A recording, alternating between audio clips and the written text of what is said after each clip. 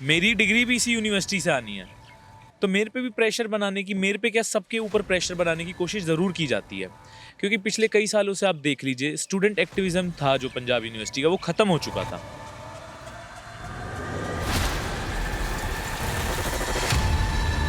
लेकिन जब मैं आया, मैंने सोचा मेरे को पर्सनल बेनिफिट कुछ चाहिए नहीं। मैं यहाँ पढ़ने आया हूँ और बच्चों ने मेरे को जिता के भेजा है, तो मेरी ज़िम्मेदारी बनती है उनकी लड़ाई को लड़ना।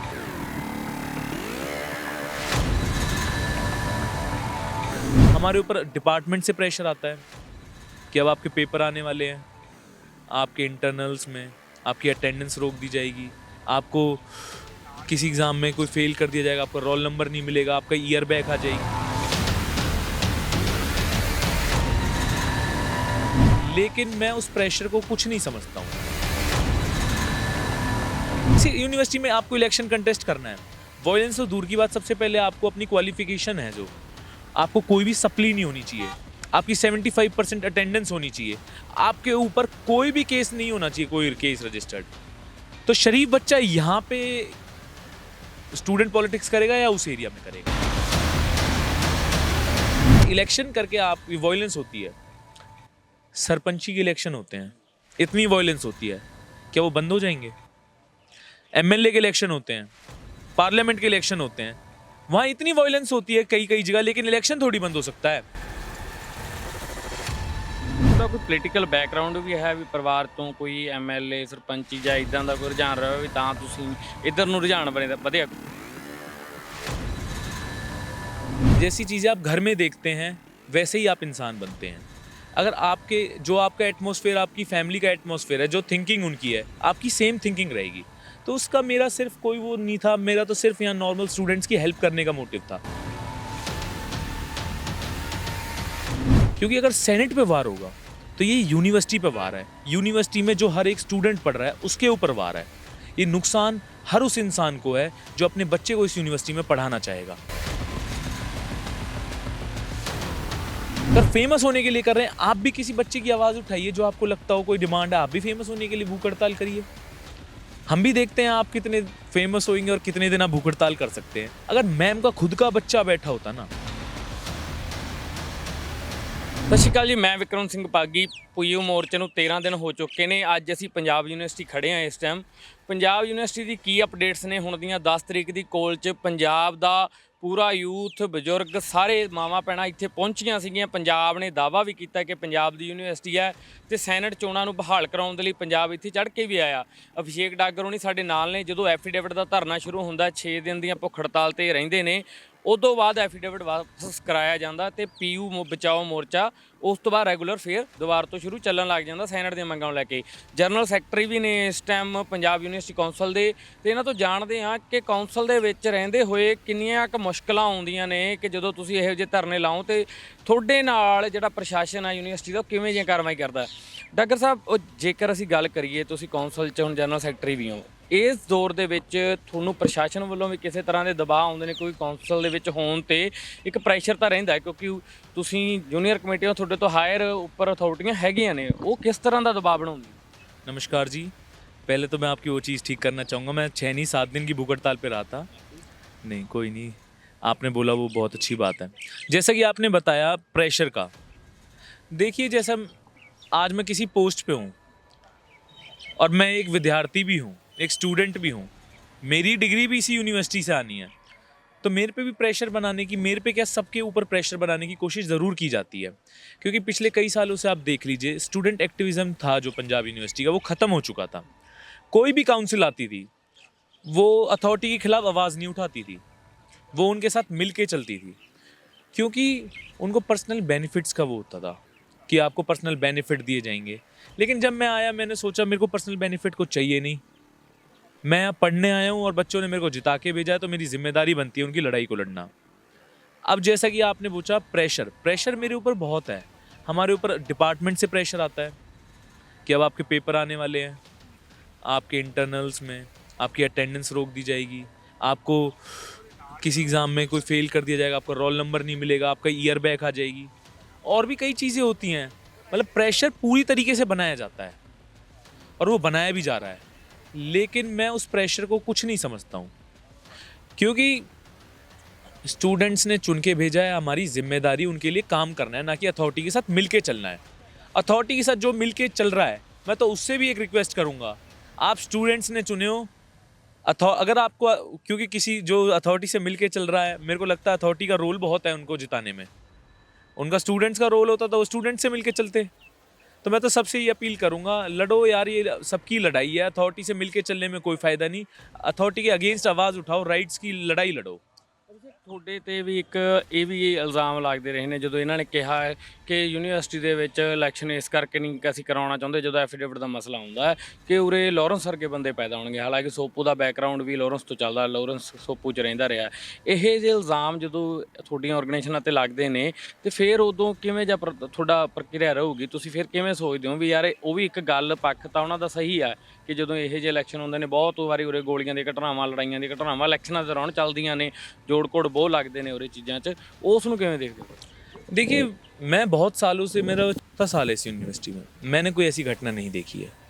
कोई पुराने समय में कोई चीज़ हुई हो, कोई घटना हुई हो, तो उसका एक्शन जब लिया जाता। आज स्टूडेंट्स के ऊपर एक सोची समझी साजिश से किया जा रहा है। जैसे कि आपने बोला, इलेक्शंस में वॉयलेंस होती है। आप एक चीज़ देखिए, पंजाब और हरियाणा में इलेक्शन नहीं होते हैं यूनिवर्सिटी में, किसी भी कॉलेज में। वहाँ जो काउंसिल बनाई जाती है, काउंसिल क्या, उनका प्रेसिडेंट बनाया जाता है, जो वो कोई भी इंसान जो थोड़ा पावरफुल है वहाँ का एरिया का, वो जाके वहाँ पे हाथ उठा के कहता है ये हमारा प्रेसिडेंट है, जिसका मतलब आप कुछ करना चाहो, कुछ करके दिखा देना, हम बैठे हैं इसके लिए। क्या वहाँ ज़्यादा वॉयलेंस होगी या यहाँ जो डेमोक्रेटिक वे से इलेक्शन किया जा रहा है? आपको बच्चों की, स्टूडेंट्स की वोट चाहिए, क्योंकि इस यूनिवर्सिटी में आपको इलेक्शन कंटेस्ट करना है। वॉयलेंस तो दूर की बात, सबसे पहले आपको अपनी क्वालिफिकेशन है, जो आपको कोई भी सप्ली नहीं होनी चाहिए, आपकी 75% अटेंडेंस होनी चाहिए, आपके ऊपर कोई भी केस नहीं होना चाहिए, कोई केस रजिस्टर्ड। तो शरीफ बच्चा यहाँ पे स्टूडेंट पॉलिटिक्स करेगा या उस एरिया में करेगा? क्योंकि मेरा मानना ये है, ये अगर आपको लग रहा है इलेक्शन करके आप वॉयलेंस होती है, सरपंची के इलेक्शन होते हैं, इतनी वॉयलेंस होती है, क्या वो बंद हो जाएंगे? एमएलए के इलेक्शन होते हैं, पार्लियामेंट के इलेक्शन होते हैं, वहाँ इतनी वॉयलेंस होती है कई कई जगह, लेकिन इलेक्शन थोड़ी बंद हो सकता है। ये हमारा डेमोक्रेटिक राइट है। ये सिर्फ यूनिवर्सिटी से अपनी क्योंकि यूनिवर्सिटी में जो पढ़ने आता है वो एक नौजवान होता है, वो इस हमारी कम्युनिटी का, हमारे समाज का सबसे पढ़ा लिखा तबका होता है, जो सबसे पढ़ा लिखा सेगमेंट है वो यूनिवर्सिटी के अंदर है। अगर आप उनको वहाँ दबा दोगे, उनकी आवाज़ आप उठने नहीं दोगे, उनको आप दिखा दोगे अपनी अगेंस्ट आवाज़ ही मत उठाओ, आप डर के रहो, फिर जब वो अपनी लाइफ में आगे जाएंगे वो कभी भी आवाज़ नहीं उठा सकते। ਤੇ ਅਭਿਸ਼ੇਕ, ਤੁਹਾਡਾ ਕੋਈ ਪੋਲੀਟੀਕਲ ਬੈਕਗ੍ਰਾਉਂਡ ਵੀ ਹੈ ਵੀ ਪਰਿਵਾਰ ਤੋਂ ਕੋਈ ਐਮਐਲਏ, ਸਰਪੰਚੀ ਜਾਂ ਇਦਾਂ ਦਾ ਕੋਈ ਰੁਝਾਨ ਰਿਹਾ ਵੀ ਤਾਂ ਤੁਸੀਂ ਇੱਧਰ ਨੂੰ ਰੁਝਾਨ ਵਧਿਆ? ਕਿ ਨਹੀਂ ਤਾਂ ਨੌਜਵਾਨ ਜਦੋਂ ਇੱਥੇ ਗ੍ਰੈਜੂਏਸ਼ਨ ਕਰਨ ਆਉਂਦੇ ਨੇ ਤਾਂ ਸਿੰਪਲੀ ਪੜ੍ਹਾਈ ਕਰਕੇ ਬਹੁਤੇ ਉਰੋਂ ਮੁੜੇ ਨੇ, ਇਸ ਤਰ੍ਹਾਂ ਦੀਆਂ ਐਕਟੀਵਿਟੀਆਂ ਵਿੱਚ ਕਈਆਂ ਨੇ ਪਾਰਟ ਲਿਆ ਹੀ ਨਹੀਂ, ਦੇਖਿਆ ਵੀ ਨਹੀਂ ਹੋਣਾ, ਬਹੁਤ ਨੌਜਵਾਨ ਇੱਦਾਂ ਦੇ। ਤੁਹਾਡਾ ਕੋਈ ਪੋਲੀਟੀਕਲ ਬੈਕਗ੍ਰਾਉਂਡ ਰਿਹਾ ਜਿਸ 'ਚੋਂ ਤੁਸੀਂ ਪ੍ਰਭਾਵਿਤ ਹੋ ਕੇ ਇੱਧਰ ਨੂੰ ਵਧੇ ਤੇ ਜਨਰਲ ਸੈਕਟਰੀ ਦੀ ਪੋਸਟ ਤੇ ਜਿੱਤੇ ਵੀ ਹੋ? देखिए, मैं बिल्कुल आम परिवार से आता हूँ, एक किसान परिवार से, कोई पॉलिटिकल बैकग्राउंड नहीं, एक समाज सेवी जो हमारे फैमिली में, हमारे जो पूरी फैमिली में एक वो है, लोगों की हेल्प करना जितना हो सके। पॉलिटिकली हम कोई वो नहीं है, लेकिन हम थोड़ा कम्युनिटी के लिए वर्क करने वाले लोग हैं। मेरा उन्हीं से अपने घर में देख के थोड़ा बना, क्योंकि जैसी चीज़ें आप घर में देखते हैं वैसे ही आप इंसान बनते हैं। अगर आपका एटमॉस्फेयर, आपकी फैमिली का एटमॉस्फेयर है, जो थिंकिंग उनकी है, आपकी सेम थिंकिंग रहेगी, तो उसका मेरा सिर्फ कोई वो नहीं था। मेरा तो सिर्फ यहाँ नॉर्मल स्टूडेंट्स की हेल्प करने का मोटिव था। फिर स्टूडेंट्स ने मेरे साथ वालों ने प्रमोट किया कि आपको इलेक्शन लड़ना चाहिए, फिर मैंने वो इलेक्शन लड़ा और उन्होंने मेरे को जिता के भेजा है। ना मेरा कोई पॉलिटिकल लिंक नहीं है, ना कोई एमएलए, ना कोई कुछ। ਇੱਕ ਗੱਲ ਬਹੁਤ ਪਿਆਰੀ ਵੀ ਚੱਲ ਰਹੀ ਹੈ ਹਾਲਾਂਕਿ ਸੋਸ਼ਲ ਮੀਡੀਆ ਤੇ, ਵੀ ਹਰਿਆਣੇ ਦਾ ਮੁੰਡਾ ਪੰਜਾਬ ਦੇ ਲਈ ਲੜਾਈ ਲੜ ਰਿਹਾ ਹੈ।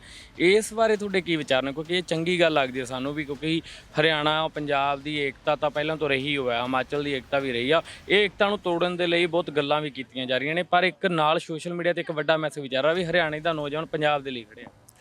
देखिए, अगर आप फैमिली में 2 भाई हैं, अगर वो आगे शादी के बाद उनकी अलग अलग फैमिली बन जाती है, अगर वो दूसरे की बात करें तो उसमें कोई बड़ी बात नहीं है, वो एक है, उनका ब्लड एक है।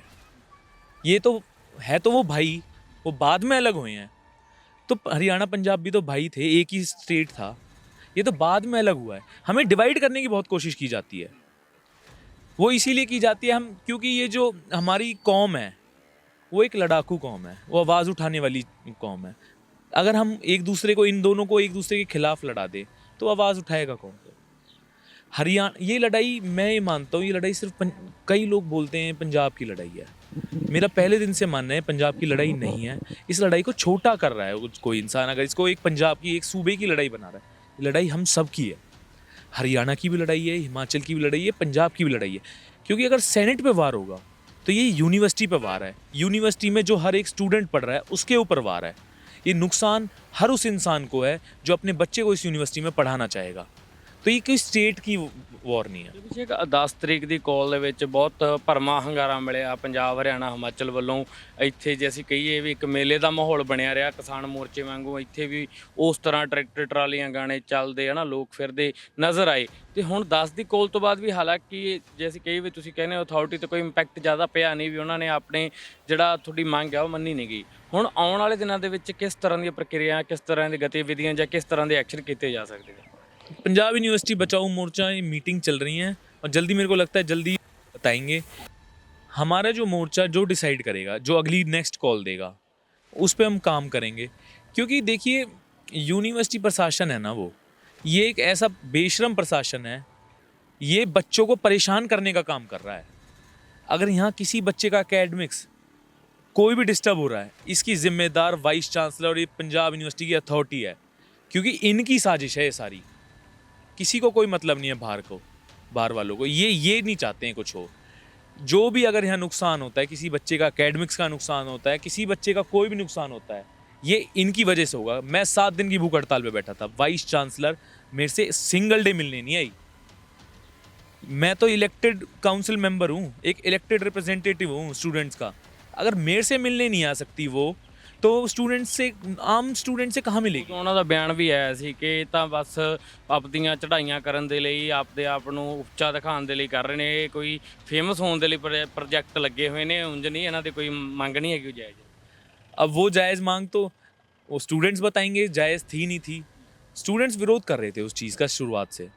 वाइस चांसलर की बड़ी छोटी सोच है, जो उनका ये कहना था कि फेमस होने के लिए कर रहे हैं। मैंने तो उस समय भी मैम को बोला था मीडिया के ज़रिए कि मैम अगर फेमस होने के लिए कर रहे हैं, आप भी किसी बच्चे की आवाज़ उठाइए जो आपको लगता हो कोई डिमांड है, आप भी फेमस होने के लिए भूख हड़ताल करिए। हम भी देखते हैं आप कितने फेमस होंगे और कितने दिन आप भूख हड़ताल कर सकते हैं। अगर मैम का खुद का बच्चा बैठा होता ना, तो मैम बता सकती थी ये फेमस होने के लिए या किसी के राइट्स के लिए लड़ाई हो रही है। ਇਹ ਸੀ ਸਾਡੇ ਨਾਲ ਅਭਿਸ਼ੇਕ, ਜਿਨ੍ਹਾਂ ਨੇ ਦੱਸਿਆ ਕਿ ਜਿਹੜੀ ਇਹ ਗੱਲ ਹੈ ਕਿ ਪੰਜਾਬ ਹਰਿਆਣੇ ਦੀ ਲੜਾਈ, ਇਹ ਇੱਕ ਪੰਜਾਬ ਹਰਿਆਣੇ ਦੀ ਲੜਾਈ ਹੈ, ਨਾ ਕਿ ਇਕੱਲੇ ਪੰਜਾਬ ਦੀ ਹੈ। ਕਿਉਂਕਿ ਜਦੋਂ ਅਭਿਸ਼ੇਕ ਉਹਨਾਂ ਦਾ ਕਹਿਣਾ ਹੈ ਕਿ ਇਸ ਲੜਾਈ ਨੂੰ ਬਹੁਤ ਛੋਟਾ ਕਰ ਦਿੰਦਾ ਹੈ ਜਦੋਂ ਇਹ ਕਿਹਾ ਜਾਂਦਾ ਹੈ ਕਿ ਇਹ ਇਕੱਲੇ ਪੰਜਾਬ ਦੀ ਲੜਾਈ ਹੈ। ਇਹ ਪੂਰੇ ਉਹ ਲੋਕਾਂ ਦੀ ਲੜਾਈ ਹੈ ਜਿਹੜੇ ਜਮਹੂਰੀਅਤ ਨੂੰ ਬਚਾ ਕੇ ਰੱਖਣਾ ਚਾਹੁੰਦੇ ਨੇ, ਜਿਹੜੇ ਇਹ ਜਿਹੇ ਢੰਗ, ਜਿਹੜੇ ਲੋਕਾਂ ਦੇ ਕਲਚਰਲ ਜਾਂ ਸਮਾਜਿਕ ਜਾਂ ਸੋਸ਼ਲ ਇਕਨੋਮਿਕਲੀ ਚੀਜ਼ਾਂ ਜੁੜੀਆਂ ਹੋਈਆਂ, ਜਿਹੜੇ ਉਹ ਸੈਨੇਟ ਦੇ ਇਹ ਜਿਹੇ ਮਸਲੇ ਨੇ, ਇਹਨਾਂ ਨੂੰ ਜਿਹੜੇ ਲੋਕ ਬਚਾ ਕੇ ਰੱਖਣਾ ਚਾਹੁੰਦੇ ਨੇ, ਸਾਰੇ ਕੁੱਲ ਕਾਇਨਾਤ ਦੇ ਲੋਕਾਂ ਦੀ ਲੜਾਈ ਹੈ। ਇਹ ਬਹੁਤ ਚੰਗਾ ਮੈਸੇਜ ਆ, ਹਾਲਾਂਕਿ ਸਾਨੂੰ ਲੱਗਦਾ ਏਕਤਾ ਨੂੰ ਬਚਾਏ ਰੱਖਣ ਦੇ ਲਈ। ਇਹ ਸਾਡੇ ਨਾਲ ਅਭਿਸ਼ੇਕ ਸੀ, ਜਿਨ੍ਹਾਂ ਨੇ ਦੱਸਿਆ ਕਿ ਆਉਣ ਵਾਲੇ ਟਾਈਮ ਦੇ ਵਿੱਚ ਜਿਹੜੀਆਂ ਅਪਡੇਟਸ ਹੋਣਗੀਆਂ ਉਹ ਜਲਦ ਮੋਰਚੇ ਵੱਲੋਂ ਲਾਗੂ ਕੀਤੀਆਂ ਜਾਣਗੀਆਂ, ਤੇ ਉਹਦੇ ਵਿੱਚ ਅਭਿਸ਼ੇਕ ਹੋਣਾ ਮੂਹਰਾ ਰੋਲ, ਜਿਵੇਂ ਐਫੀਡੇਵਿਟ ਦੇ ਵਿੱਚ 7 ਦਿਨਾਂ ਦੀ ਭੁੱਖ ਹੜਤਾਲ 'ਚ ਨਿਭਾਇਆ, ਉਸੇ ਤਰ੍ਹਾਂ ਨਿਭਾਉਣਗੇ। ਮੈਂ ਵਿਕਰਮ ਸਿੰਘ ਬਾਗੀ, ਕੈਮਰਾਮੈਨ ਸਤਵਿੰਦਰ ਦੇ ਨਾਲ।